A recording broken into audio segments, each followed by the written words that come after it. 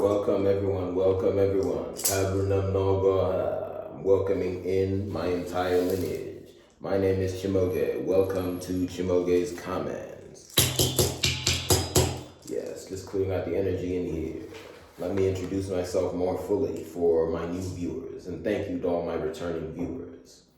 As I said before, my name is Chimaoge. That is my given name. My second best name, and this is what I'll call my foremost nickname, is MAOGE, M-A-O-G-E. Check out MAOGE, one of my other networks. That's my personal network, okay? But again, the name I most associate with myself is Chimaoge, even though MAOGE is a better name. My government name is Chimaoge Chijoke Ibe, and my alternative white structured name is Chimaoge Chijoke Ibe Moko. Ibe, which is my government last name, is a shortened form of the last name Ibe Moko, which was used in my patrilineage before Ibe. And that's all I'll say for now. That's a complicated subject I'm still looking into.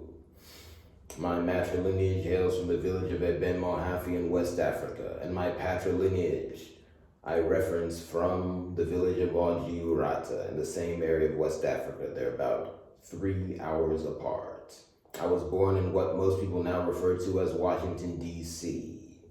I prefer to call it Rom, which means the sector of Oshun. I think that is the natural demarcation, but again, I need to find more evidence to show for that, but that is what I've learned through prayer. But again, I want to emphasize, calling that area Washington, D.C. does not make sense because it doesn't correlate with nature. That is just something that someone came up with, and then they committed acts of evil and forced everyone else to start calling it that. I don't want to wrongly name the land of my birth. I was born at the beginning of 1998 during Capricorn season. I am a son of Capricorn. For some other astrological signs, I am, in terms that people use now, a Pisces moon and a Taurus ascendant. I'm also a Scorpio descendant, and I have a lot of Aquarius in my chart. So that's some other information about me. Then, on top of that, I want to note that I currently live in Atlanta, Georgia. And I've lived in Atlanta since August of 2021. I had to move here because of a crazy family situation. A lot has happened, but I'm just happy that I've improved from the time I got here. Again, I was not doing anything wrong, but I was under attack. I've grown to heal, at least, well, it's difficult to say, but I've healed such that I'm in a better state than I was when I was under that level of attack. I'm still under attack. Many people have slandered my name, primarily my biological father. And then he's been aided, unfortunately, by many members of my matrilineage and many other members of my patrilineage and some of his other relatives from his matrilineage, which, again, those are still my relatives. I'm just not in the matrilineage. And then there have been some people outside of my bloodline, of course, who've helped. So I'm in a tough spot, but I'm getting through it, and I see light at the end of the tunnel. So I hope you help me, and I hope you also help yourself. I hope that the information in this video helps you gain a greater understanding. The title of this video is Neptune is Amadioha, the hand of heaven. Neptune is Amadioha, the hand of heaven. The point of this segment, the hand of heaven, which is notated at the end of that title, is for me to, in a pre-recorded video, explain something I've talked about before. So the previous statement is that Neptune is Amadioha. I've also said it as Neptune is the good husband of the people. The good husband of the people is simply Amadioha translated. So let's get into it. I have 5 points.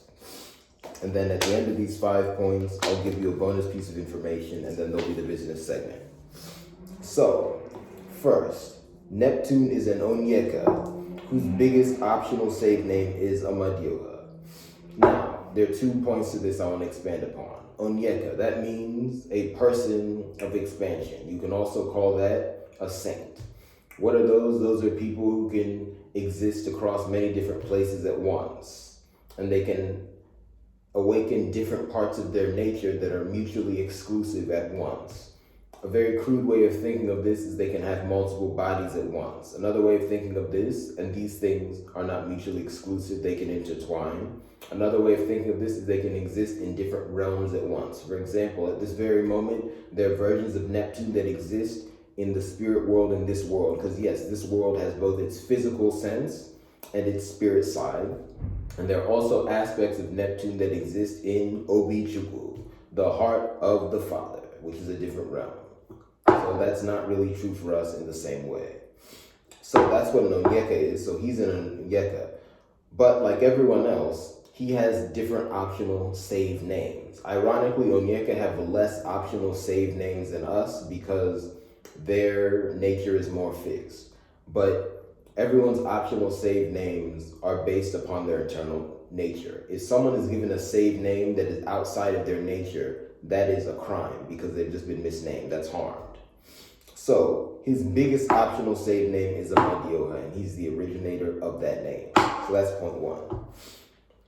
Point two is that Neptune is primarily part of the thing which can also be called Amadioha. And there are two aspects of this. This thing can be called by his name, as I just said, and it also contains other saints named Amadioha. Again, I've talked about this before, but I'll go into it again. When you're looking at any of the things, no single thing has a name that can be applied to it universally that is exclusive from its 5 segments, because each of the things has 5 segments. You can also call them 5 rhythms, and it cycles through them according to its own nature. Let's look at Amadioha specifically.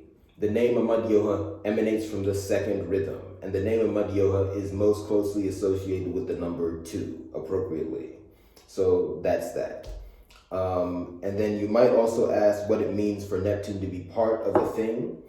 That's complicated, but here's a simple explanation. Think of the thing as a house. Say that Neptune is one of the people who lives in that house. Other people can step into that house, but eventually they must live. Neptune can stay in that house as long as he wants. Although if he's in his house all the time, he's kind of lazy.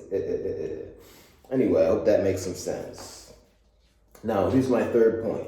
Neptune is an apex leader, aka world leader. He is in Ezua. Being a world leader or an apex leader is part of the qualities of being part of the god of thunder.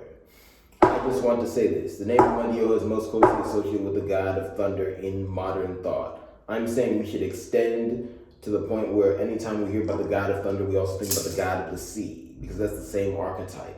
And no matter what archetype you're looking at, if you see an apex leader, just think that person is part of the god of thunder, because that's one of its qualities. If you just think of the popular imagination of Neptune, the lord of the sea, that is clearly an apex leader. That's part of the god of thunder archetype, because the whole idea behind that archetype is that that is the most dominant force and or person in nature.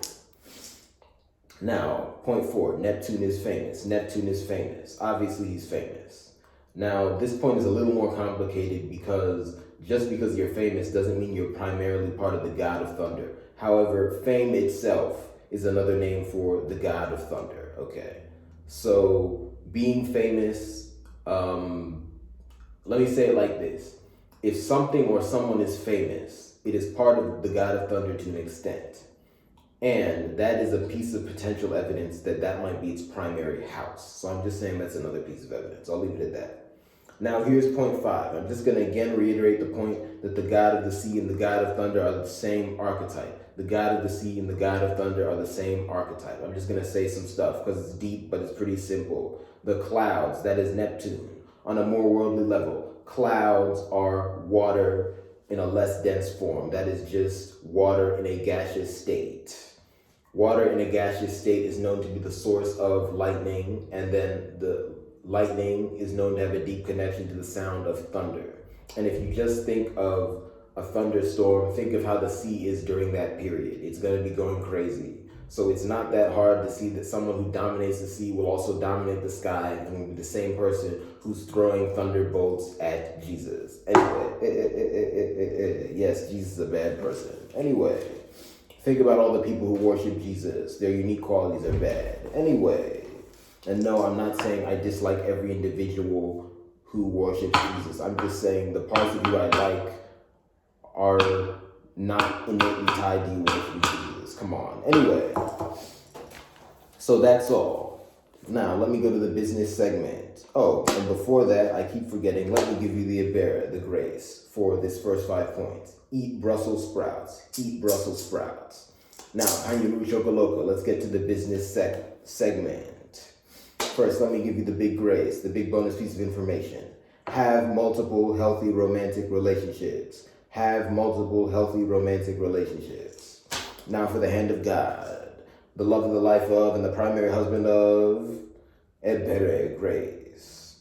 Let me define Ezua, world leader, in my own terms. What is the Ezua, the world leader? Eze, leader, Ua, world, Ezua, the leader of the world. The Ezua is the god of thunder. As it manifests as a person, that is any person who is so gravitational. In other words, any person who has so much gravitational pull, who has so much clout. Again, clout and gravitational pull are the same thing. That's another name for Neptune. Okay, that's how he manifests as a thing, because he has parts of his being outside of his person. Anyone with enough gravitational pull to naturally dictate events. And when I say naturally, I mean without committing an act of evil against someone. We have this this idea in the world today that a leader must commit an act of evil to get what they want. No, that's a concept. Anyone who's naturally clouded enough to dictate events, and it's weird to say this, but I have to add this because of modern understanding. Dictating events, if you dictate events, the archetype of that is you don't commit an act of evil, okay? So if you dictate the events without committing an act of evil, which again is standard in the universe, you're the world leader. And that is also the second mover. So in other words, the people and the other lesser leaders, and being a lesser leader isn't bad, okay? I just have to say it like that because of proximity. The people and the other lesser leaders begin a movement, they do something, the world leader comes in and says, all right, let's make it perfect. They're the one who comes in and makes it perfect. Either they say, no, that's not good, or yes, that's good. Let's do this and let's move. That's the world leader. Anyway, here's the double question. Do you tall abwal, the double sweetness, the double neurotransmitter to get you thinking? First, do you worship any supernatural entities? Do you worship any supernatural entities? And second, do you like your name? Do you like your name? Thank you very much. Enjoy the break, and then you'll see segment 2.